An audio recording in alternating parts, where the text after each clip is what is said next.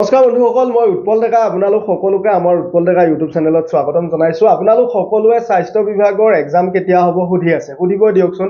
সকলোৱে গম পালে এডিআৰই এক্সাম কেতিয়া হ'ব। মুখ্যমন্ত্ৰী মহোদয়ে তেওঁৰ ফেচবুক পেজত লাইভ আহি জনাই দিলে এডিআৰই এক্সাম ছেপ্টেম্বৰ অক্টোবৰত হ'ব, পুলিচৰ ফিজিকেল অক্টোবৰৰ 3 তাৰিখৰ পৰা হ'ব। কিন্তু তেওঁ ডিএমইৰ কথা ক'ব পাহৰি গ'ল। স্বাস্থ্য মন্ত্ৰী আমাৰ কেশৱ মহন্ত ছাৰো চেঞ্জ হ'ল। এইবাৰ স্বাস্থ্য বিভাগটো মুখ্যমন্ত্ৰী মহোদয়ে হাতত ৰাখিলে।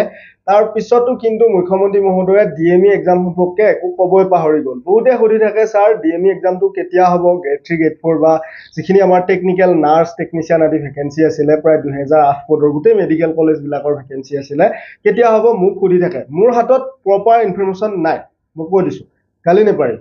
কাৰণ আপোনালোকে বহুত বেয়াকৈ কমেণ্ট কৰে, তো আপোনালোকে বেয়াকৈ কমেণ্ট কৰাৰ প্ৰয়োজন নাই। মই আপোনালোকক অকণমান ধাৰণা দিব চেষ্টা কৰিম এই ভিডিঅ'টো শেষলৈকে চাব আৰু চেনেলটি ছাবস্ক্ৰাইব কৰি বেল আইকনটো প্ৰেছ কৰি ল'ব ভিডিঅ'টি ভাল লাগিলে। নহ'লে ছাবস্ক্ৰাইব কৰাৰ প্ৰয়োজন নাই, কৈ দিলোঁ। তো এতিয়া আপোনালোকে বহুতে ভাবি আছে স্বাস্থ্য বিভাগত ভেকেঞ্চি বৃদ্ধি হ'ব নেকি? হয়, ভেকেঞ্চি বৃদ্ধি হ'ব স্বাস্থ্য বিভাগত। ইয়াৰে প্ৰমাণ হিচাপে আপোনালোকে কেবিনেট বৈঠকৰ সিদ্ধান্তবিলাক চাব পাৰে। কেঞ্চাৰ হস্পিটেলৰ সিদ্ধান্তবিলাক চাই এটা কথা গম পোৱা যায় যে কেঞ্চাৰ হস্পিটেলত নতুনকৈ ভেকেঞ্চি আহিব আৰু সেই ভেকেঞ্চিবিলাক গোটেই টেকনিচিয়ান ভেকেঞ্চি হ'ব, ডিপ্ল'মা থকা নাৰ্ছ ডক্টৰ টেকনিচিয়ান এনেকুৱা ধৰণৰ ভেকেঞ্চি হ'ব। তো মুখ্যমন্ত্ৰী মহোদয়ে হয়তো ভাবি আছে যে কেঞ্চাৰ হস্পিটেলৰ ভেকেঞ্চিবিলাক আহক, অনলাইন হৈ লওক, তাৰপিছত একেলগে আমি ডিএমইৰ লগত এক্সাম কণ্ডাক্ট কৰিম, টেকনিকেল নন টেকনিকেল এনেকৈ মিলাই, টেকনিচিয়ান আদি নাৰ্ছ আদি মিলাই।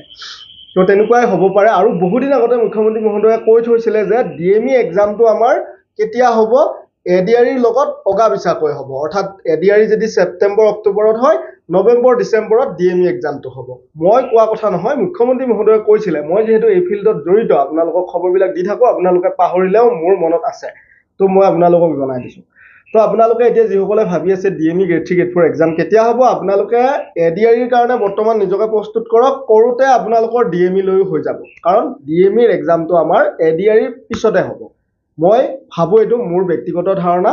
আৰু আপোনালোকে ডিএমই এক্সাম কেতিয়া হ'ব যদি জানিব বিচাৰে, এটা হিণ্ট দিছোঁ আপোনালোকক। আপোনালোকে এই নিউজ চেনেলৰ বাতৰিবিলাক চালে তলত কমেণ্ট কৰিব ডিএমই এক্সাম কেতিয়া হ'ব।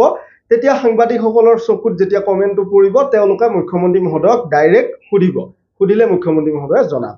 আমি যিহেতু মুখ্যমন্ত্ৰী মহোদয়ক ডাইৰেক্ট একো সুধিব নোৱাৰোঁ, তো তেওঁলোকে সুধিলেহে আমি আপোনালোকক জনাব পাৰিম মুখ্যমন্ত্ৰী মহোদয়ে ক'লে। তো আপোনালোকে এই যিটো মই আপোনালোকক ট্ৰিপছ দিলোঁ, আপোনালোকে এইটো ফ'ল' কৰিব। ভিডিঅ'টো ইমানেই আছিলে। চেনেলটি ছাবস্ক্ৰাইব কৰি বেল আইকনটো প্ৰেছ কৰি ল'ব আৰু ডিএমই এক্সাম সম্পৰ্কে যিসকলে ভাবি থাকে, সুধি থাকে, তেওঁলোকলৈ শ্বেয়াৰ কৰিব। ধন্যবাদ। জয় আই অসম, জয় হিন্দ।